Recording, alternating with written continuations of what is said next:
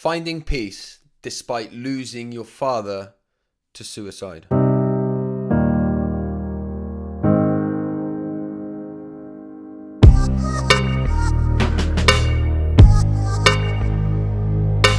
Welcome back to Irrepressible, ordinary people with extraordinary resilience. And in this episode, I speak to the incredible Beth. Now, Beth talks about her own self-development and healing journey and what that looked like after finding out that she had lost her dad to suicide. There is a definite trigger warning to say here. Beth is very open and honest and courageous in the way in which she speaks about this. So if you have experienced any kind of loss through suicide, do make sure you take heed of the trigger warning, because as I say, Beth really shows courage in the way in which she talks so openly about her experiences. Beth's a tarot card reader and talks about how that work has really helped her come from a place of finding herself in the void.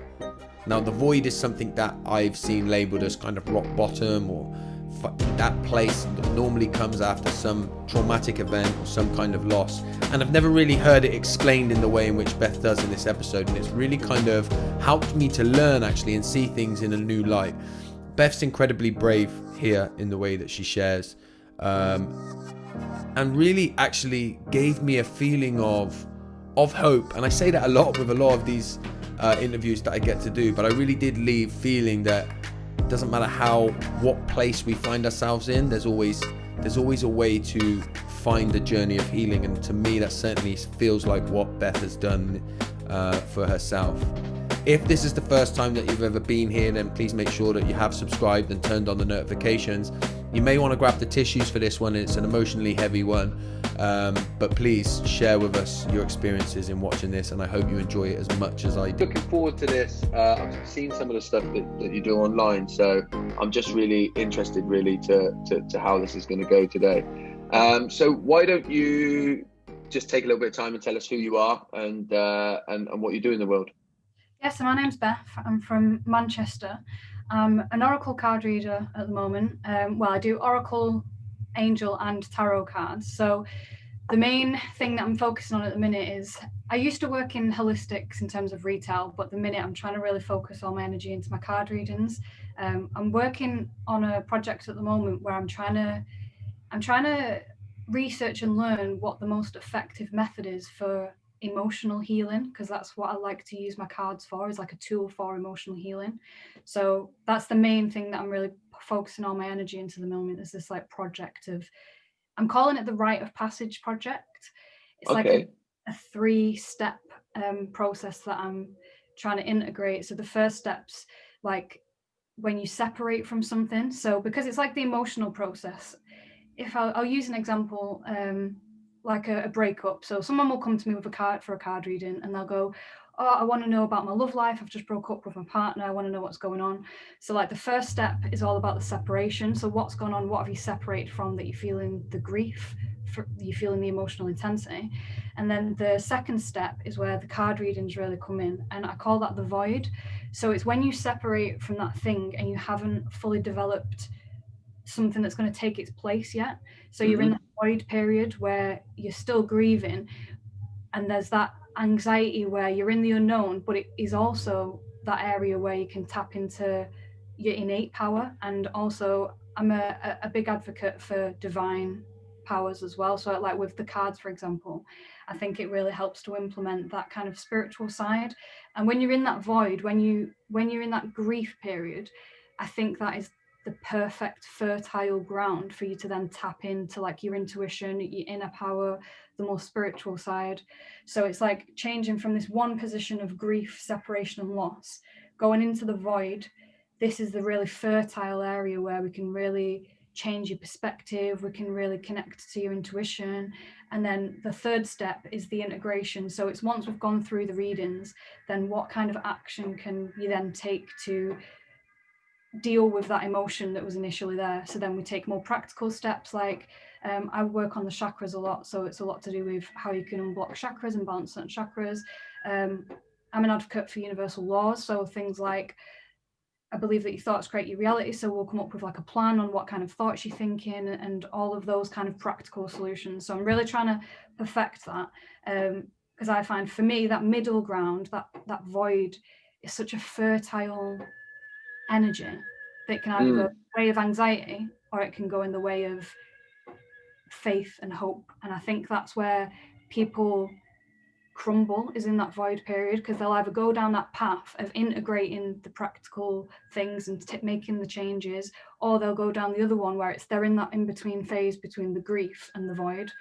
And that's when I think people tend to spiral, and that's when I think things like suicide happens, because they don't know how to get out of those two steps. They can't integrate, so they're just in the void, and that's when it feels, hopeless. You're in the unknown, you don't know what's going on. So I'm trying to focus on how to get people feeling secure in that void by tapping into their innate power and their spiritual power. So I've never heard it explained that way in terms of like tarot reading and stuff like that. So do you work with people online? Can you do it all online like this? Yeah, it's all online. When I first started, because I'm a certified oracle card reader, so I've done that for a few years now. So when I first started, I was doing it more in person, but then obviously with COVID and everything, it's gone more digital now. But I actually prefer it online. I don't know why. I think digitally it just helps to create a bit more of an efficient flow, and because you can give more practical advice like in emails and stuff, and I just feel like it sticks more online. So I find it's actually very beneficial. Yeah, I found that with a lot of the work that I do, actually, and I thought I wouldn't be able to do my work online. I thought it would ruin it. But actually, I think there's a lot to be said for people being in their own space as well. So they're really safe and they create their own environment, and then they feel safe. So I think that's really good. So it's really interesting. And actually, I'd like to hear a bit more about that in the future away from this interview, genuinely.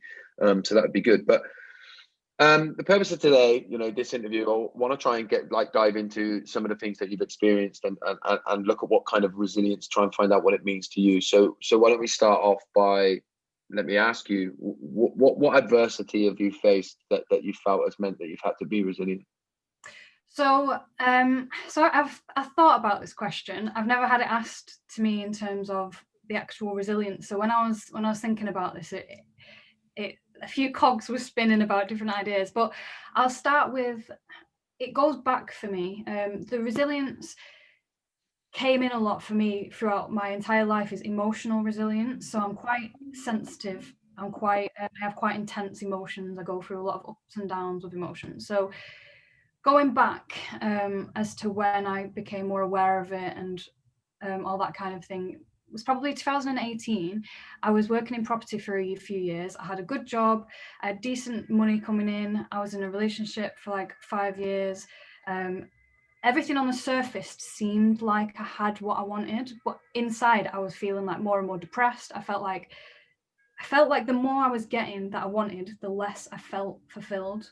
It was like it was taking me away from who I actually felt like I was.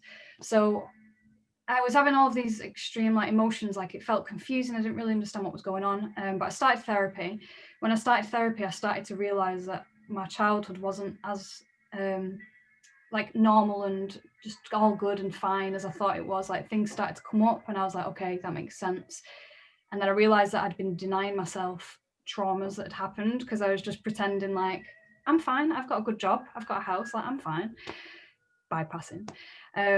So I went through all of that, went through the therapy, started to realize things. And then the therapy was really a big catalyst for me to identify a lot of things that I've been hiding about myself. So for me, a big one was when I was 9 years old, my younger brother died. So when I was 9 and he passed away, that massively affected me. It still doesn't, it still will for the rest of my life, purely because of my family when I was younger were very emotionally avoidant. So when this happened, it wasn't something that was emotions just weren't shown when it happened. And me being at 9 years old, I already had pretty intense emotions. So I saw that my parents didn't cry about it. They didn't speak about it. They pretended like it didn't happen. They're very, my mum especially, she's an amazing woman and she has a very positive outlook, but for me, I didn't need a positive outlook at the time. And sometimes it felt like it was, oh, we're not focusing on the bad, we're fine. Because my brother was a twin, so the other twin and my other brother's still here, and Jacob was the one that passed away. So it was trying to focus on the miracle rather than focusing on the trauma. But for me, that meant that I just suppressed everything. Like I would just cry on my own at night time when I was like 9 and not really understand why I was crying, and like my parents weren't crying. Like it was just very confusing. So from then on, I just started to suppress my emotions naturally, because I just felt like they were too extreme for people to handle. So I just kind of kept squashing them down. And I think that's why when I went to therapy, it all kind of opened up, and I went on this huge like self-healing journey, because I realized that I'd been denying myself all of these things, and it was starting to click in place, and that kind of like that emptiness inside started to feel a little bit better, because it was like I was pulling pieces of myself that I'd kind of just pushed away. So I was pulling my own energy back into my center. So I was going through a big self-healing phase. I left my job. Like I said before, I worked in property for a few years, so I made a complete career change. I thought, I don't want to do this. It's nothing to do with my soul. Like it's nothing that I connect with. Left that, didn't really know what I was going to do. I just thought, couldn't deal with it anymore. I left my relationship that I was in for 5 years. And this is where I really started to tap into my intuition as well, because I didn't know why I was ending these things really. I just knew that I needed to do it.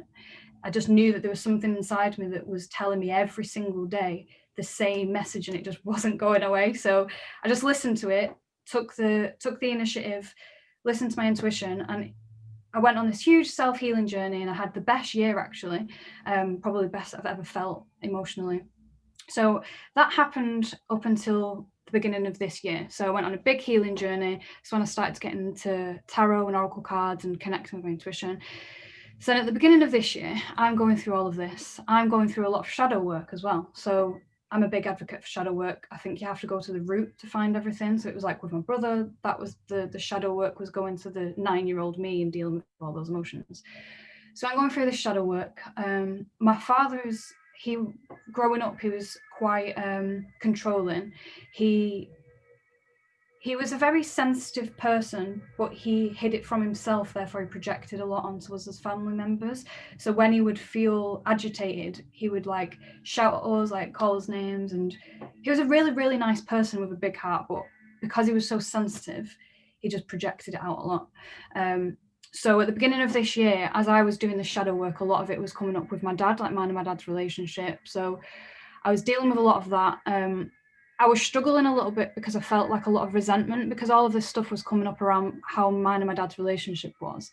I was feeling a lot of resentment around him, and I was struggling to deal with his shadow as I was going through my shadow, because I was noticing all of this stuff about him. And then as I was going through that, he was going through a really depressive period himself. So my dad, he had his own business and stuff a few years ago, and then his mental health and his anxiety led him to leaving that business. So his mental health then started to decline. So it was just interesting in hindsight that at the beginning of this year, I was doing shadow work and my dad was kind of on the opposite side of it.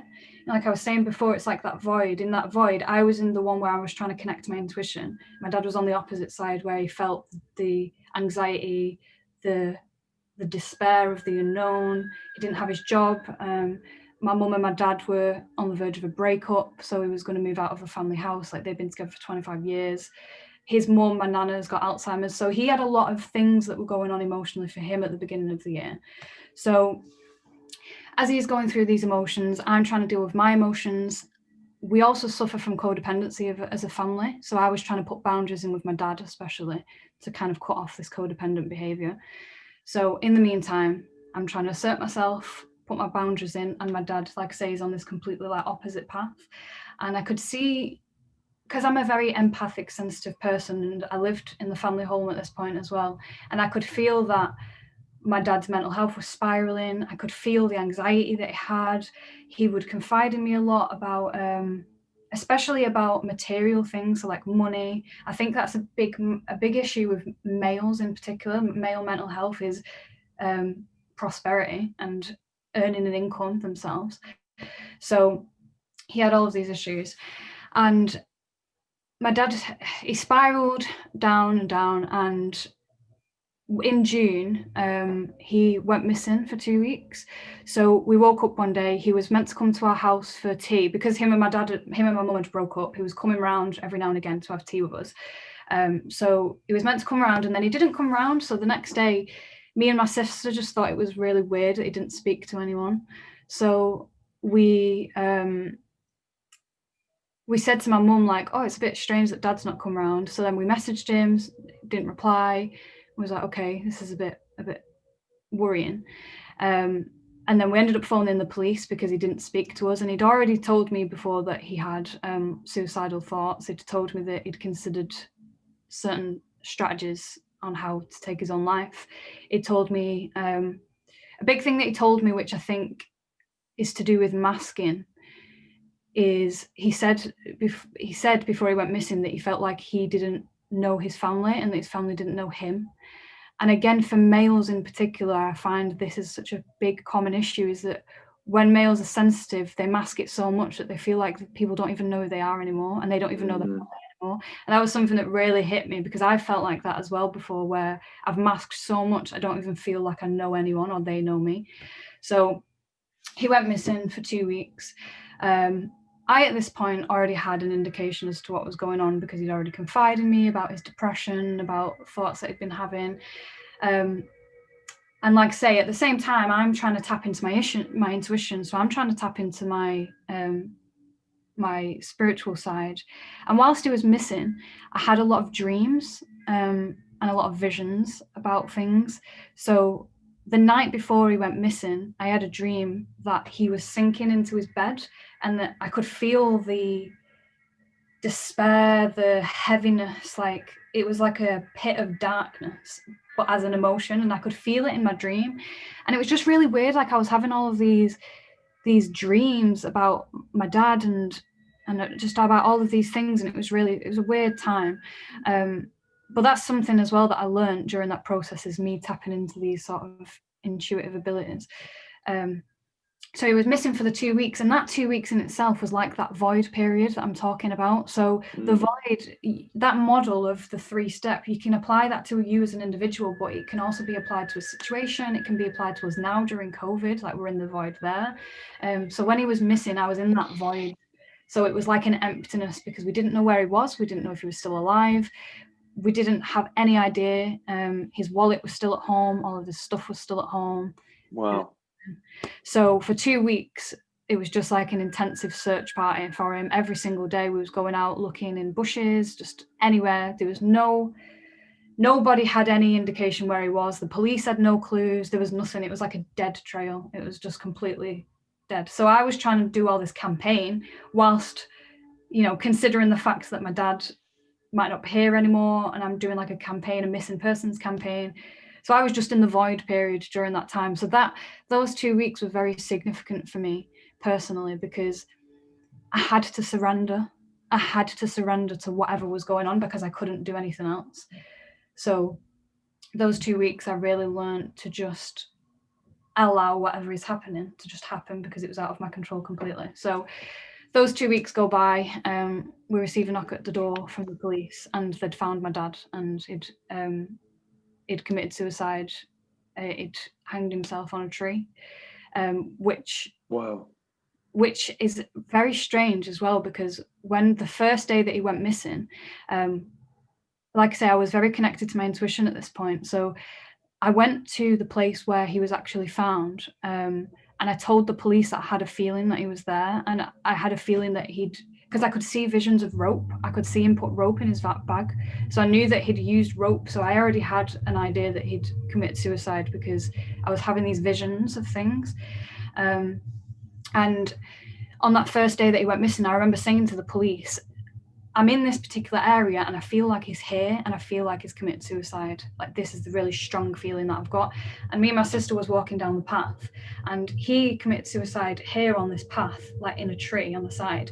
And we'd stopped literally in the same place, but gone that way instead of that way. And if we would have looked that way, we would have found him.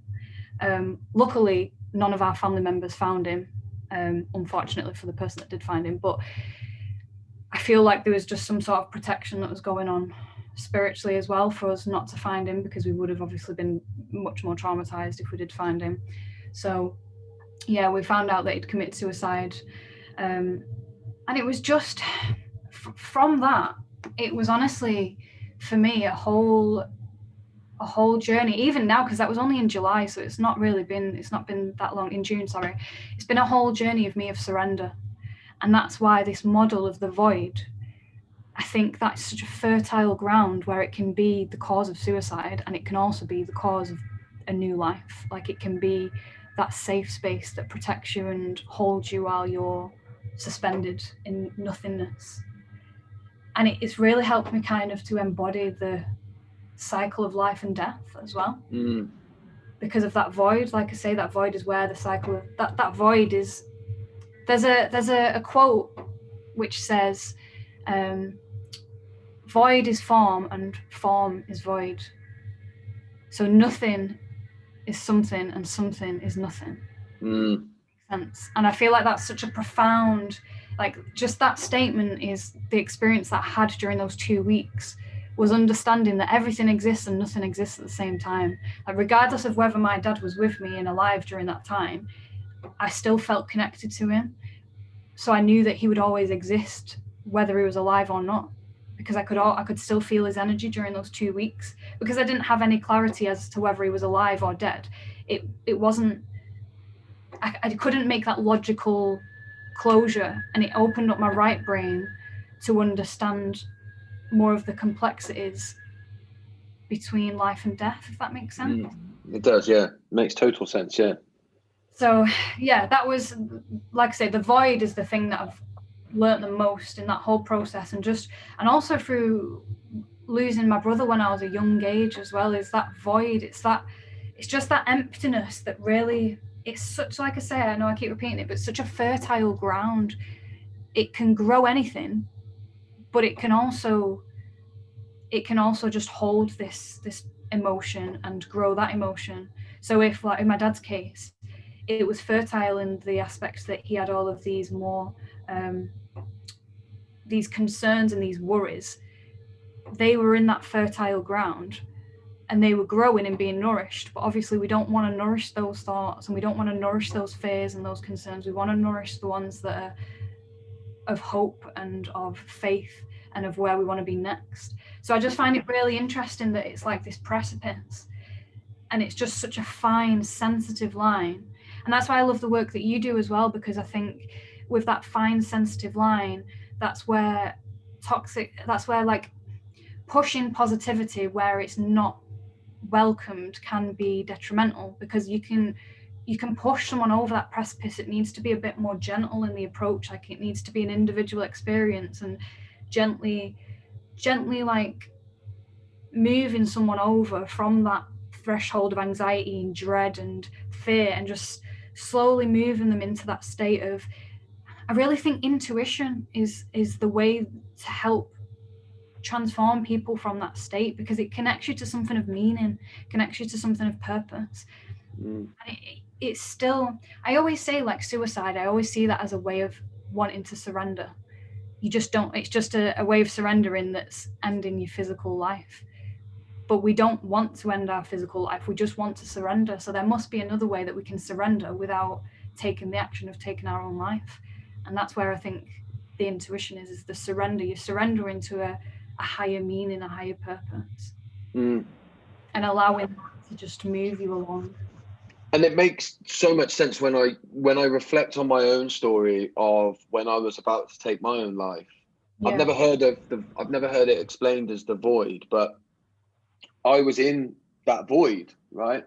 And I was about to take my own life, and exactly like you say, I surrendered, but I surrendered into surrender, like letting go. I just said, I'm going to let go of everything, and I'm going to try and start again. And I'm going to, like you say, surrender to something higher. It was almost like I said, you know what, I don't know anymore. And no longer, not only do I have no idea what's going on here, but I'm also now willing to surrender to some new idea.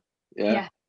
And I think that, when you talk about that void, and it makes so much sense to me, I've never heard of it taught, that fine line of, can I surrender to something new, or am I just going to get pushed over that edge?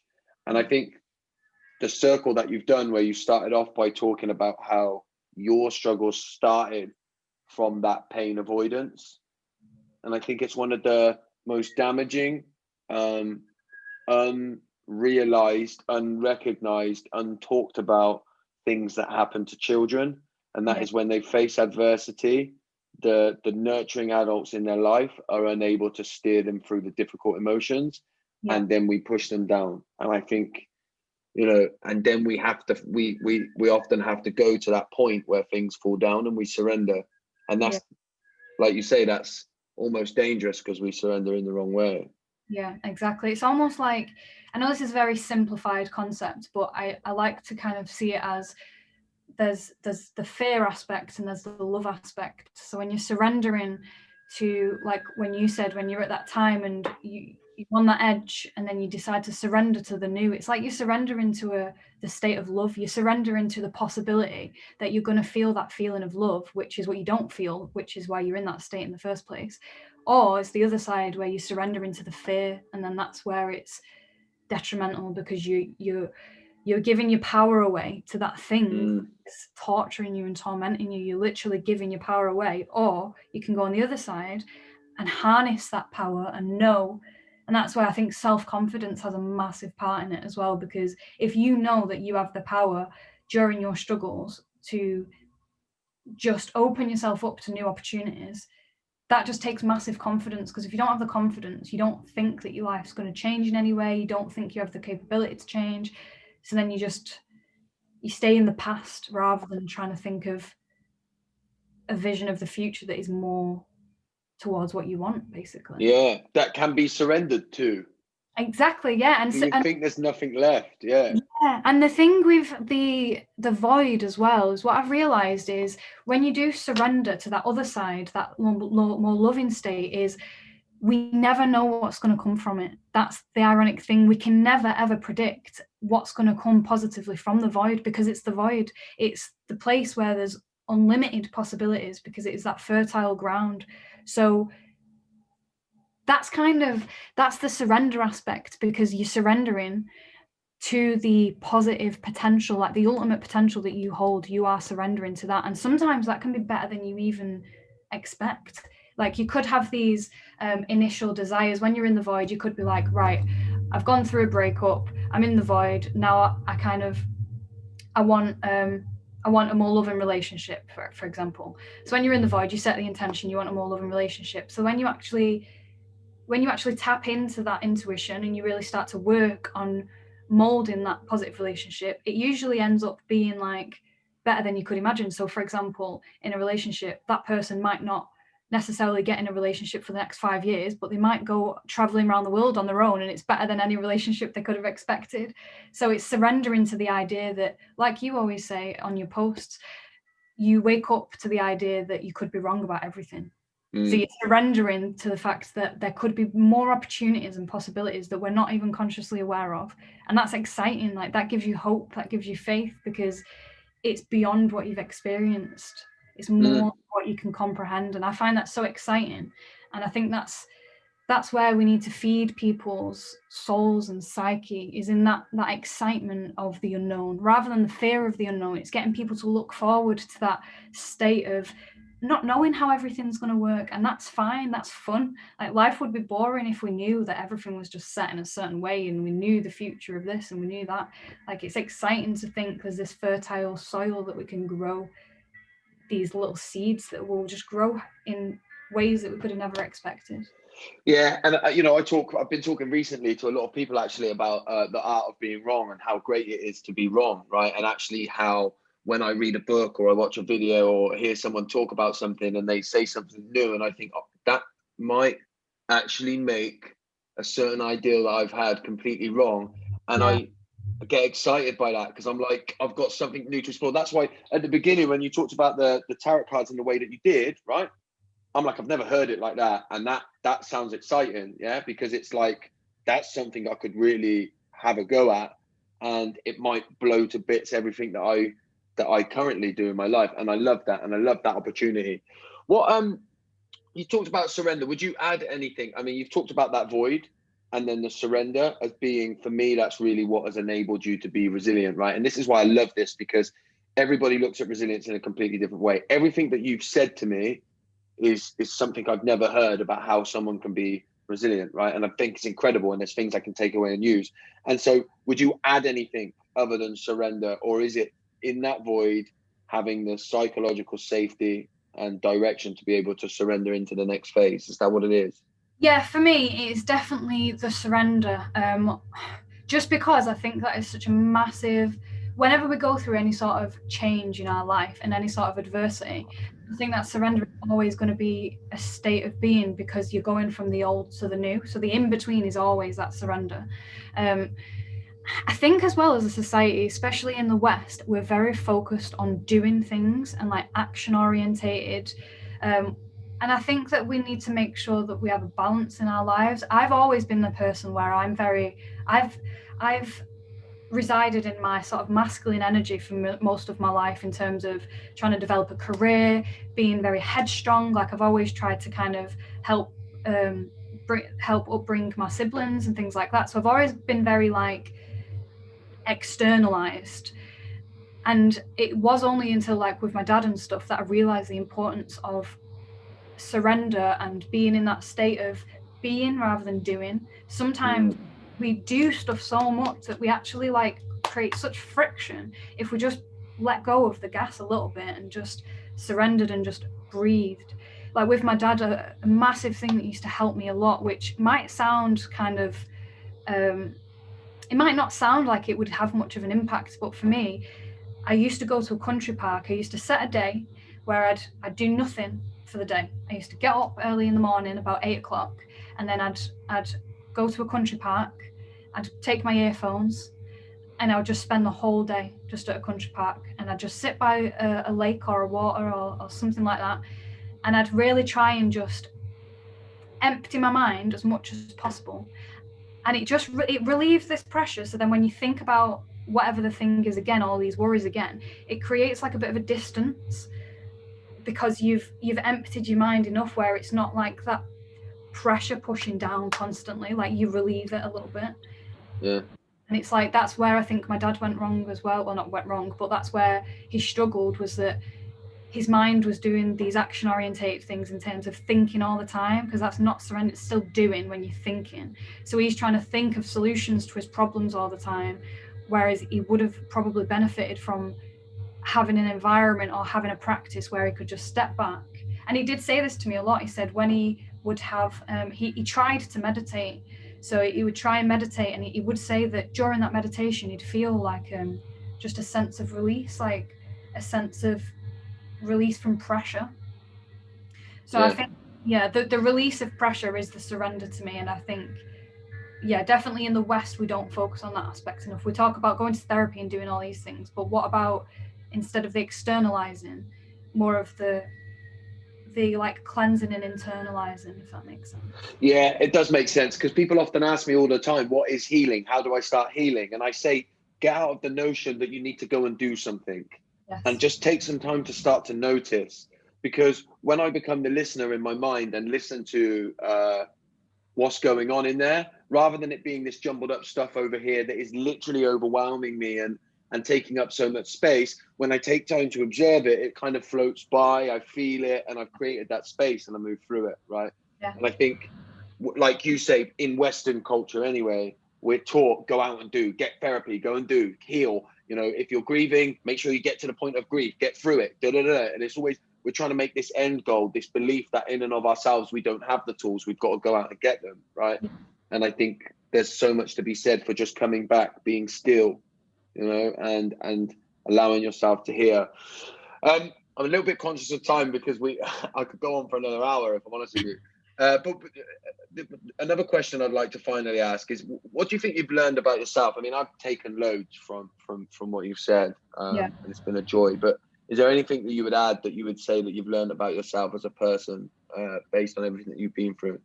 Yeah, I would say that I've learned massively how to connect to my intuition. So in terms of like psychic abilities, I've always been interested in that aspect, and I've never really, I've always been a little bit skeptical. I've always been quite spiritual, but I've always been a bit skeptical of psychic abilities and where the information's coming from and all this stuff. But for me, I've now, like, during that, like, say the 2 weeks when he was missing, like, the visions and the dreams that I had were exactly what was happening.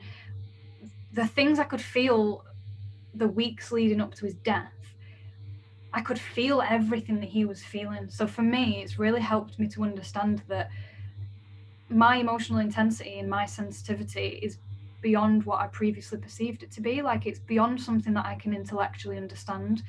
And that's again to do with the surrender, because I can't intellectually understand that. So I have to surrender to the fact that I've just experienced these things and I can connect to this certain energy. And I believe that everyone can. I believe that everybody can connect to that intuition and that insight and those extra senses that we have. And then another thing that I would say that I learned as well is I've learned that with codependency, when something like suicide happens in a family that is codependent, it really brings up a lot of it just brings up a lot of stuff. So with my dad, when he passed away, the whole family kind of realized how codependent we were on this one particular person as a family unit. So as a family, I feel like we're really learning how to create more of an interdependent relationship. Obviously, it's sad that it had to get to that point, but then with the codependency, there's also the tendency to, when you realize that you have codependence tendencies, you can go too much in the independent. Yeah. And then it's like you're scared of being codependent. So with my partner, we've been going through this since my dad's passed, because I've noticed these codependent tendencies. I then had like this little fear that I was going to become codependent on my partner, because I was like, oh no, I've just realized all these things. So then I kind of took a step back, and then I was like, wait, no, I'm detaching here. So then I had to kind of find the balance, and it's all about connection, which is what you talk about a lot, is realizing when you're putting your own needs last for someone else is one end of it, and then when you're not taking in anyone else's needs and you're not connecting with anyone else at all, then that's the other end. So you've just got to find that fine line, and it's going back to the balance again. Yeah, it's so true. And I really like what you said about the intuition, because I believe that as well. I think actually one of the mistakes that we make, and again, it's in Western culture, and it's always really important for me to highlight the Western culture, because I think we have this thing in Western culture where we think that we're the only culture, and we forget that there's actually parts of the world that are doing it really well. It's just us in Western culture that have got it really bad. But we get almost obsessed with knowing and finding the answer. And if we can't articulate it with intellect or logic, then it can't be real. Exactly. And actually, when you start to, I always say, I went for a period of really wanting to know everything, and then realizing I don't know anything, and then recognizing that that's where the freedom is. Yeah. And I always say to people, you know, when I'm talking about the ways that I feel, if it makes too much sense, I've not gone deep enough. Let me tell you some more, and let me really jumble it up for you, because that's the reality, you know, and it doesn't make any sense. And people often, you know, sometimes people will say to me, you know, that doesn't make any sense, and I'm like, I know. Yeah. and that's why I like it. Yeah. Listen, Beth, I'm gonna sort of round it up here, because it's been an incredible genuinely been an incredible conversation. And I love coming into these blind, because I never know. I knew this was going to have a spiritual element because I've seen what you do online, but for it to go like that, and I feel like I've learned so much genuinely, which is just so good. Where's the best place if people are interested in the work that you do, or interested in hearing more from you or seeing your stuff? Where's the best place for them to come and find you? Yeah, so my Instagram is Beth Spary. It's just my name, so it's Beth Spary. Instagram's my most active place. I am rebranding at the moment, so the name's going to change a little bit in the future, but that's the best place. And then on Facebook, I have a page called Anchor Your Light, so you can find me on there as well. Brilliant. And I'll link all of that below, so that people, and I'm sure there will be people that will want to reach out. I want to say thank you. I'm really grateful for this conversation, and I look forward actually to connecting in the future and talking a little bit more about some of the things that you do. Yes, absolutely. Thanks for having me on. Thanks, Beth.